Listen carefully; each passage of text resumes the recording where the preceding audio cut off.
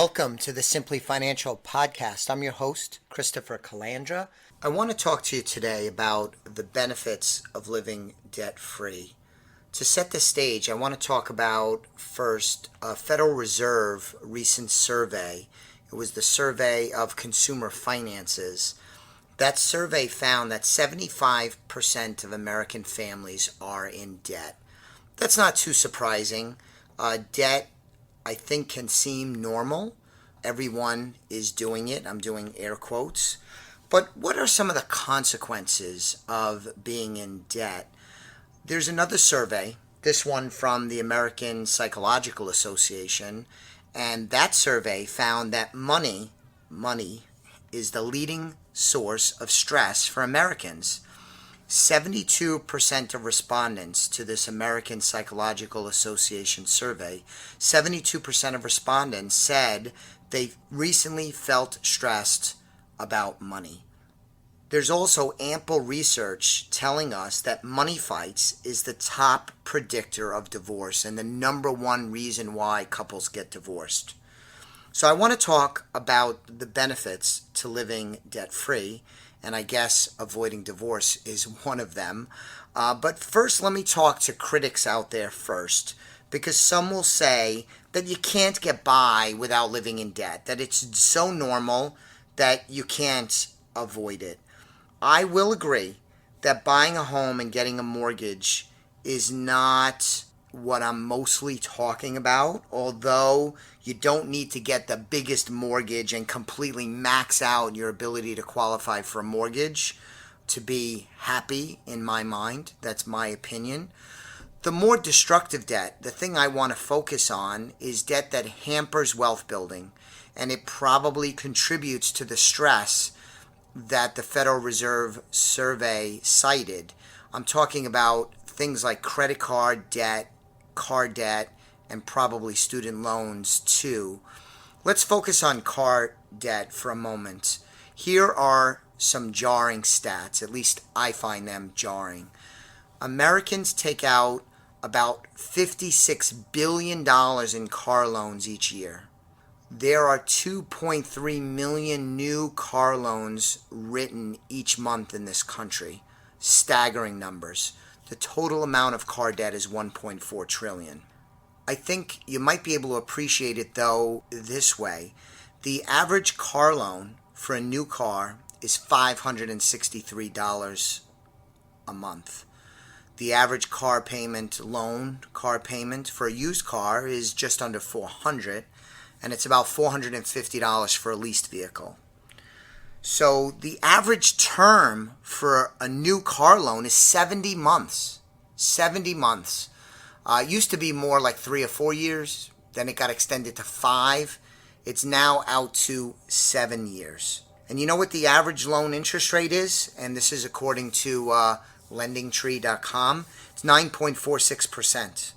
Now, some of you might be listening and you qualify because of good credit for 1.9 or 2.9, but the average is 9.46. That certainly will hamper wealth building, paying 9.46% interest when we're basically in a 0% interest rate world. That means you're getting charged a high amount of interest because you are a risky borrower, meaning that it's probably tough for you to make the payments, at least according to the loan underwriters. So the average term is 70 months for a new car. It's 65 for a used and 37 for a leased. Candidly, the 70 months and 65 months blew me away. I will cop to having had car loans in the past, and I remember buying a 2003, I think it was a 2003 Dodge Durango, and got 0% interest for 5 years. This was in the aftermath of the 9/11 attacks and the tech bubble bursting, and it was a difficult time for car manufacturers, and so they were pretty friendly terms, and I did borrow money for 5 years, 0% interest. And also the 9.46% interest average blew me away. Now, in my practice here at Elliott Wealth Management, we're dealing typically with clients that are on the healthier side when it comes to money, and typically are not people that are living paycheck to paycheck. And so I don't see these high interest rates as much as they exist in the marketplace. So that might explain why I was so surprised when researching for this episode. But let me throw some additional numbers. If instead of taking a loan out for $563 for 70 months, if you save that money, and let's hypothetically, you got an 8% rate of return, at the end of 70 months, you'd have $50,000. That's real money. That's an impressive sum of money. If you took that $50,000 and never added another nickel to it, and you let that ride for another 20 years, again, assuming 8%, a hypothetical return, in 20 years, that $50,000 would be worth $233,000, almost $250,000. Again, real money. And that's just getting used up by buying cars that often can't be afforded, or you could get by with a lesser vehicle, freeing up money for more wealth building. So I understand my critics out there, but I don't think you necessarily need to spend $30,000, $40,000, $50,000 or more for a car. I see this all the time as a financial planner working with clients. I had a client a couple of years ago, longtime client, wonderful people, and I'm not making fun of them, and I'm not criticizing them. I'm more criticizing their decision, their thought process. Well, this individual, the husband, had a little bit of a health setback, and he had trouble turning around to see where he was backing up to, so they wanted to get a newer car, newer truck actually, to replace the one that didn't have the backup camera.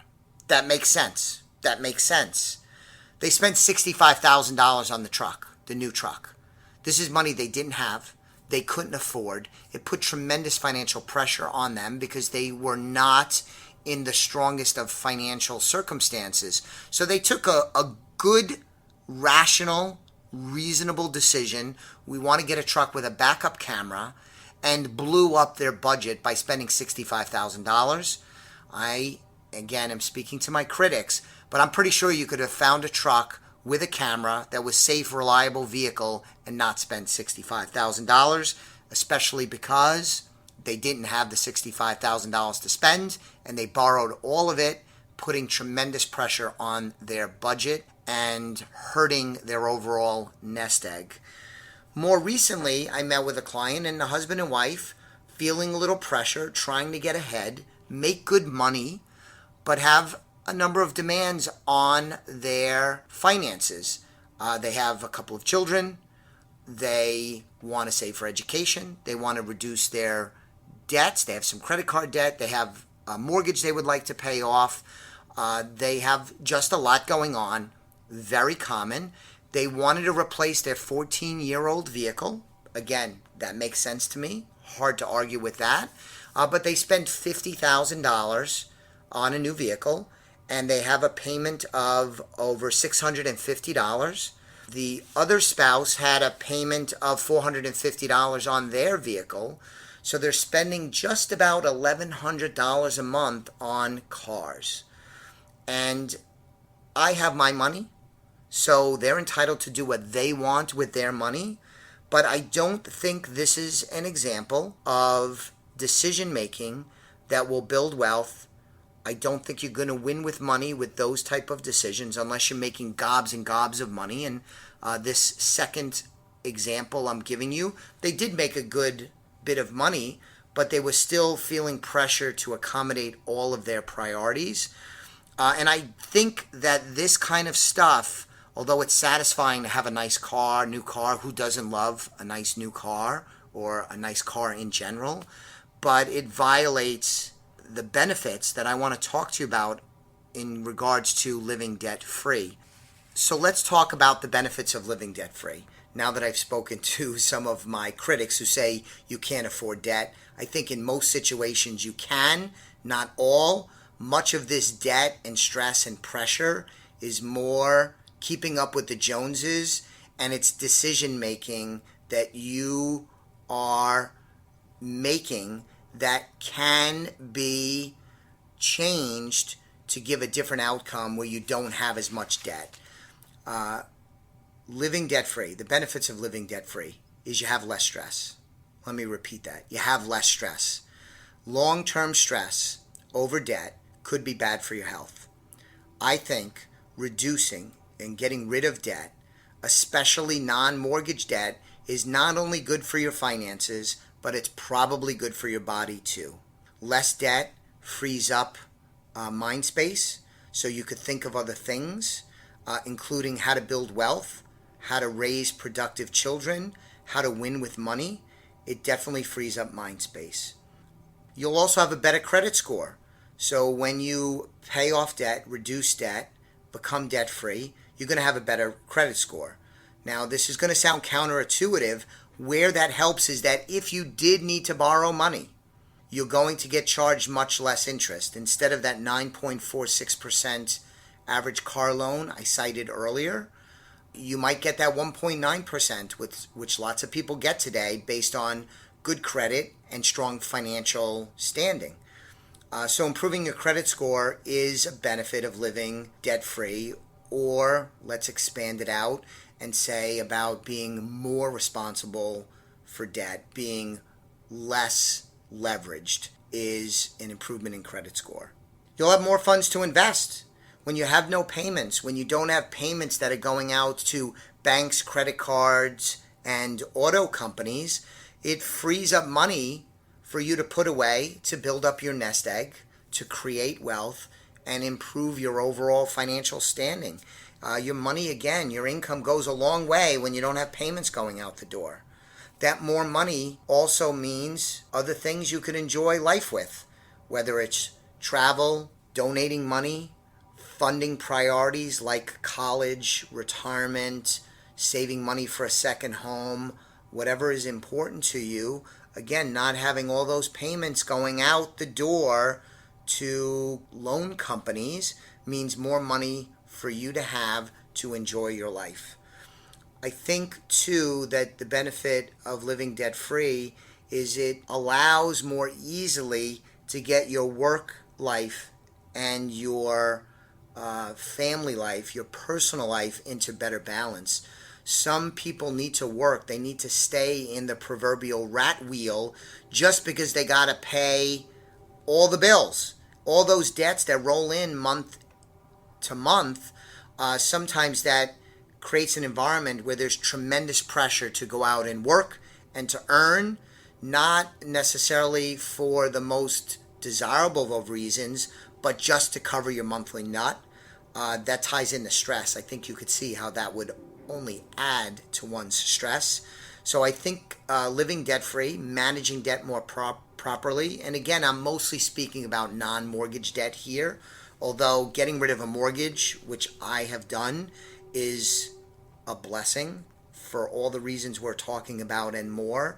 But again, I'm more hammering away at consumer debt, car loans, credit cards. So work-life balance becomes easier to attain if you're not having to cover such a big nut. You know, again, in the example, a couple with two new cars, their payment's over $1,100 a month. And that's a big payment. And that doesn't even factor in mortgage, utilities, Netflix, travel, gas, food, all that other stuff. So I think, I don't know if I've talked about this on the podcast before. I'm going back a number of years, but I met an attorney, a very successful attorney, was in Lower Fairfield County, lived in a very pricey part of Connecticut, exclusive town, and he was a very successful attorney. He had averaged, again, I'm going back a number of years. This is probably going back, 20 years, and it stuck with me all these years. It made such an impact on me. Nice man. He said to me that he had averaged making $350,000 a year for over 25 years. By most measurements, that's pretty successful. $350,000 a year for an extended period of time. But what he also told me at the time he was in his early 70s was that he could not afford to retire.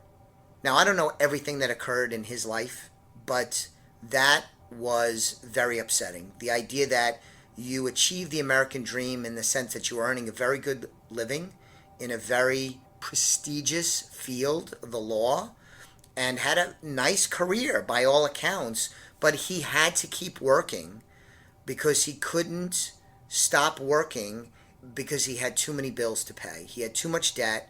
He was too leveraged for him to be able to stop working. And again, I don't know exactly what went wrong, and I didn't analyze all of his buying decisions over the many years that he had earned a very healthy income, but I don't want to be that person. And I've gone to great lengths personally to avoid that. And I think I have successfully avoided that outcome in my life. And it's part of the work that I do here at Elliott Wealth Management, working with clients to plan things out, to make smart financial decisions, to win with money, to build wealth, so you're not in the position of this 71, 72-year-old that could not retire even though they had earned a very good income for a very long time. So thank you for listening to this episode about the benefits of living debt-free. I mentioned my work here at Elliott Wealth Management. Please check out our website, elliottwealth.com. You could sign up for a complimentary consultation if you're not a client of ours already. You could check out the podcast library. So please do that if you haven't already. And I'll be back with you on the next episode of the Simply Financial Podcast very soon. Thanks for listening. The views expressed are not necessarily the opinion of SagePoint Financial Incorporated and should not be construed directly or indirectly as an offer to buy or sell any securities mentioned herein. Investing is subject to risks, including loss of principal invested. Past performance is not a guarantee of future results. No strategy can assure a profit nor protect against loss. Please note that individual situations can vary. Therefore, the information should be relied upon when coordinated with individual professional advice. Please note, the information being provided is strictly as a courtesy. When you link to any of the websites provided here, you are leaving this website. We make no representation as to the completeness or accuracy of the information provided at these websites, nor is the company liable for any direct or indirect technical or system issues or any consequences arising out of your access to your use of third-party technologies, websites, information, and programs made available through this website. When you access one of these websites, you are leaving our website and assume total responsibility and risk for your use of the websites you are linking to. Securities and advisory services are offered through SagePoint Financial Incorporated, member FINRA SIPC. Insurance services offered through Elliott Wealth Management, LLC, not affiliated with SagePoint Financial.